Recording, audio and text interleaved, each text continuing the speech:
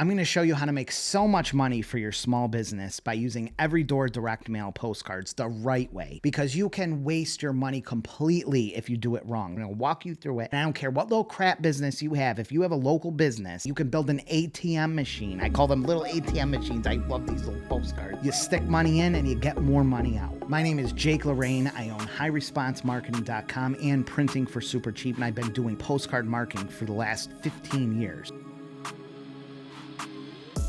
You're putting your hard-earned money into this, and I want to make sure that you have the best chance possible of getting a big return out. There are 5 things to just check over to see if your postcard has at least some of these things, but hopefully all of them. If you're missing a whole bunch of these, I would redo your postcard until it's right.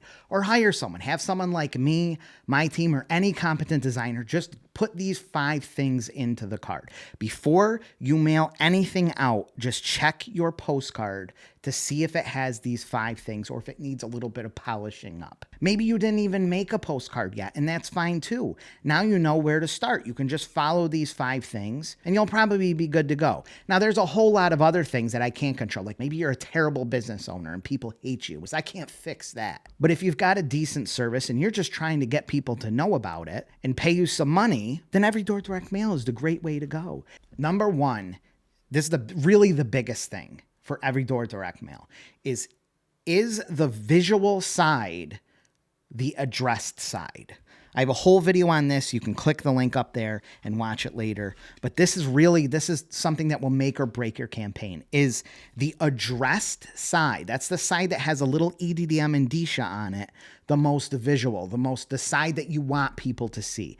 Make sure that side, the side that has a local postal customer on it, with a little postal indicia thing. It's so stupid. That is your most important side. You can totally bomb your every door direct mail campaign if you get this wrong. I see this all the time. Here's an example.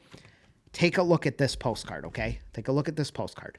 Which side would you want people seeing first? It's this side, right? The problem, though, is that the indicia side, the side with the addressing on it, is... Everyone always makes this side the most visual, the best side, and then they put all the junk information. They'll put walls of text, a bunch of text. You can't even tell what it is. They'll put that on the address side. They think that's not the important side. Go in your mailbox, in every mailbox in America, the mail carriers deliver this side up. This is the side that gets this is what they're going to see first. So you can lose people before you even had them. They won't even know what this is about because they're going to see this side first. It's a terrible thing. It happens all the time. So make this side with the big headline, the big visual, the most important side, your big offer. You want this side to be the first thing that they see instead of this. That is number 1. And by the way, if you have any trouble of what to put on here with the indicia, if any of that scares you, I have tons of videos on that. Or you can just shoot me an email or a text or call me. My information is down below. I'll make sure absolutely your mail piece is 100% compliant. Because above all, you don't want to take this thing to the post office. You print thousands of cards and it's the wrong size or it doesn't have the right wording on it. And the idiot at the post office says, "You're out of luck." I almost said a bad word there. Number 2 is, can you instantly tell what it's about? A lot of people make postcards and they're so boring and they have so much text on them. People don't have that attention anymore. It's 1965 where we sat down with a cigarette or whatever and went through and read every single piece of mail. Now people have very short attention spans. The good thing is that the mail gives you a little more attention span. It's not like Facebook and TikTok where you just scroll past and you're just scrolling past and you're not paying attention anymore. The mail buys you a little bit more attention. You're not trying to put a novel on the postcard, okay? So don't put too much text on there. People don't have that kind of time in the day to read this postcard. If they're interested, they will go on your website, on your link. They'll call you. Just get them hooked.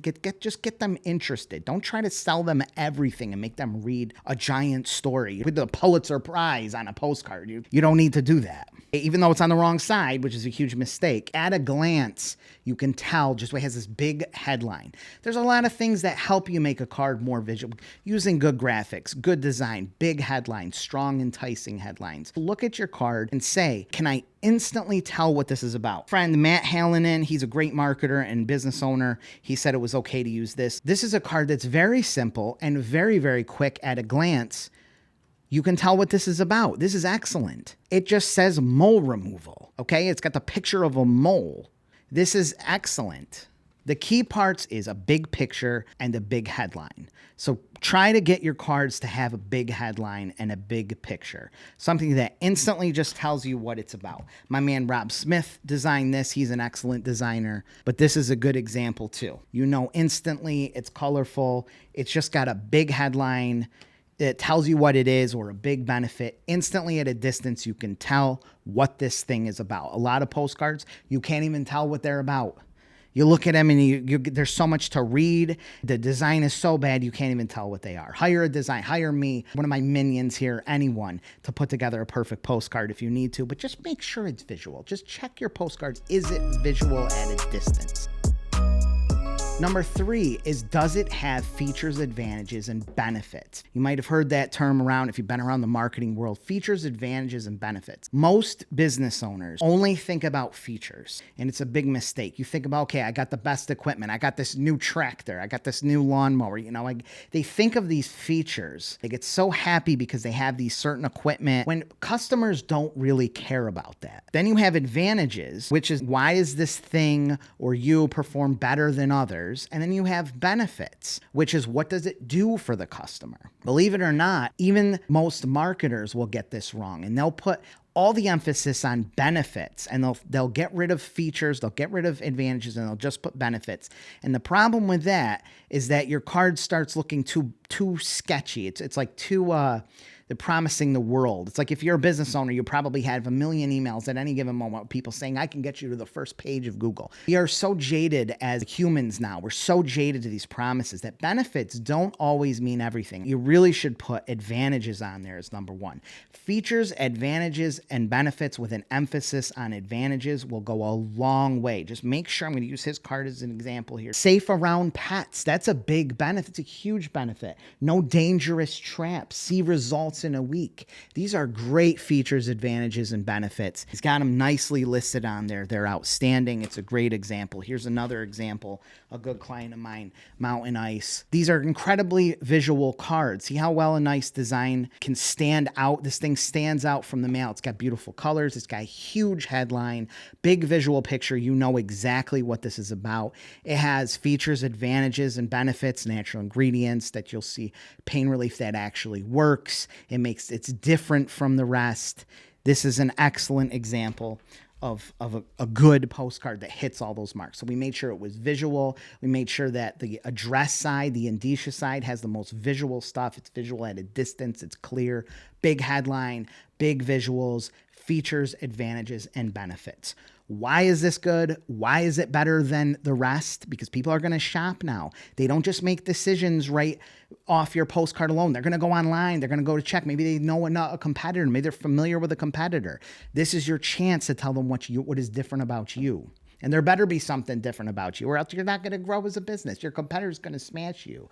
You're going to have to obliterate your competitor by making yourself viewed in a different light. You're going to look at your strengths and their weaknesses and contrast those things. The more you do that, the more people are going to go with you, and you're going to be able to obliterate that competitor, no matter how small you are.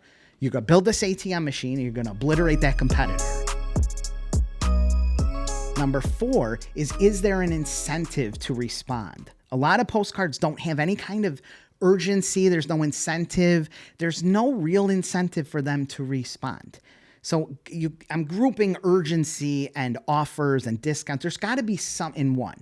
There's got to be some kind of incentive to take an action. Is it to go online? Is it to go scan a QR code, end up on a certain landing page, give you a call, get an estimate, answer some questions, download a free guide, find out what your home is worth? When you're asking people to make huge decisions, it's harder. Okay, the easier of a decision they can make, the better. And the more incentivized that decision is, the better. But the stronger the incentive, the more you have to show why. Is it a holiday sale? Or you have access something? Is now some kind of market trend? For you realtors that are watching this, looking at market trends and economy and kind of pushing whatever action you want them to take, whether it's getting a home value or seeing what they could get their home sold for, tapping into whatever scared thing, with the economy and whatever the freaking president is doing at the moment. Tap into that. Use that to your advantage. Make people scared, worried, or see it as an opportunity. Just think about it. Use that little pea brain of yours and start thinking. Open up ChatGPT and let it help you do the thinking for you. But the more you can incentivize something and have a solid reason why they should act, the better. Give them a great reason to respond now. Why time is running out. Why there's this opportunity right now. You're a landscaper, you have seasonal changes or home services, the cold is coming. Right now it's going to be a coldest winter. They're predicting the coldest winter ever. The rates may go up with this uncertain economy. Those are the kind of things you can think about and how you can tap into that and get people start to be like, oh crap, I better do something. I better call these people. Now's the time. The beauty of that is you can always think of another thing. There's always a seasonal change. There's always an economic something. You can always say, okay, how can I make some money off this? And the last thing is it easy to respond? Have you made it easy for someone to respond? Some postcards are great, but they're really hard to get people to respond to. They require you typing a long URL, or they have to call. Some people won't call. I know a lot of people that will not make a phone call, especially today. They just won't do it. So just by putting something like call or text, that can mean all the difference. The texting, have calling, have 24 hours, whatever you can. QR codes, make the QR code easy to read, make the URLs much easier to type. If you have a URL that's challenging to read, maybe think about simplifying that. Maybe even making your email, creating another email just so it's easier to type. Some emails are horrible to type. People do not want to go those extra huge hurdles just to contact you.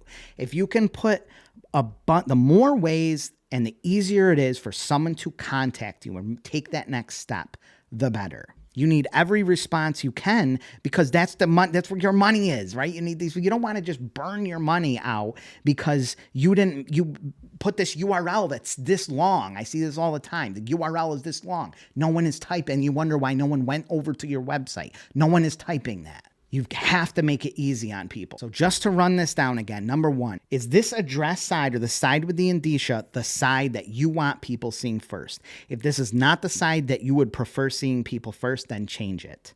Number two, is it visually strong at a distance? Can someone just tell instantly what this is about? Number three, features, advantages, and benefits. Does it have all three? Especially the advantages and benefits. If you had to pick two, it would be those. Is there something on there that's showing what they got out of it and how it's different than everywhere else? Why this is better than anything else or anywhere else? If you're a restaurant or something, a lot of this you don't have to worry so much about because people just make these decisions all the time. It's not as big of a huge decision. I'm gonna use this as an example. She did a great job. This is just a taco place, right? And this is great. It's big visual. It's on the address side because she watched my video. You can instantly tell what it's about. It's got features, advantages, benefits. It's open 24 hours. That's a huge advantage. That's a big advantage. There's some people that will do this just because it's open 24 hours. They got Zelle on here. Maybe a lot of places don't accept Zelle, and this is a way that you can send Zelle. It's got the full menu. It's very easy to see the menu. You don't have to go searching. It's got socials on there. This is fantastic. This stands out. This is a beautiful example. If your postcard does not look like these, does not have these features, then rework it. Don't burn your money. Don't waste your money on EDDM. Don't do it. You're already wasting your money on whatever other dumb advertising you're doing. You better be doing EDDM. You make all this money. Turn that business into a big business. Number four, is there an incentive to respond? Is there some kind of coupon, offer, deal, reason? Some kind of incentive. The stronger, the better, and a reason why makes it even more powerful. And number five, is it easy to respond? Just go through those or send the postcard over to me. For free, I will critique it. You send whatever you've got over to me. If you've got a small business, small local business, you're looking to do every door direct mail. I see these all the time. I do dozens of these a day, dozens of EDDM postcards every single day. I would be happy. I don't care if you're printing with me or not. I don't care where you get it, even though I have the best rates at printingforsupercheap.com. Just get a hold of me. Contact me or a minion We'll check over your artwork, make sure it's good. If you want some advice or critiques or suggestions, I'm happy to. Whatever helps your business out, I am all for it. Watch this next video. It's so good. You can send these things out for completely free just by getting another business to share space on a card for you. How cool is that? There's no other advertising in the world for small businesses, for any business to do that. Like, okay, well, watch this next video.